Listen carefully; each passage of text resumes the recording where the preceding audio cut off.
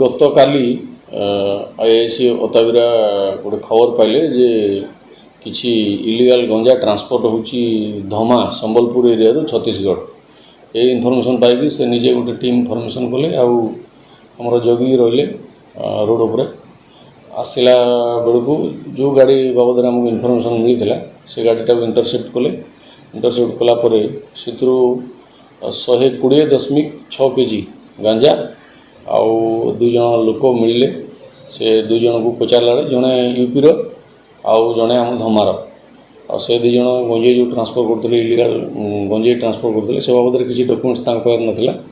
तेणु से दुई जन को आप्रिहेंड कराला पाखु 4200 टंका 2टा मोबाइल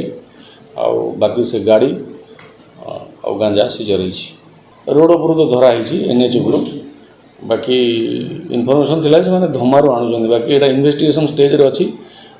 से माने कोडू सोर्स प्रोक्योर करिछन आमे सेटा अंडर इन्वेस्टिगेशन अछि ने ए दुई जन कर तो आमे सी वेरीफाई करूछु कंसर्न पेरेंट पुलिस स्टेशन मानकर कोन डिटेल्स अछि आगुर कोन इन्वॉल्वमेंट अछि सब जना पड़ जिवो दुई जन लोक अरेस्ट होइछन्ती ताको पाखरु 120.6 kg गंजेई 4200 टंका 2टा मोबाइल आउ से जो कारटा व्यवहार करते से सीजर हो जड़े हेले बबी खान से तांकर घर उत्तर प्रदेश आउ सुजित साहू आमर धमा संबलपुर ये आम भेरीफाई करूँ कंसर्न पेरेंट पुलिस स्टेशन बाकी सीसीटीएनएस भेरीफाई करूँ ये गाड़ीटा भी जोटा से यूज कर तार नंबर भी फेक अच्छी से अंडर इन्वेस्टिगेशन अच्छी बाकी गाड़ी डिटेल्स भी बाहर करूँ ओनर लायबिलिटी अच्छी कि ना से भी भेरीफाई करूँ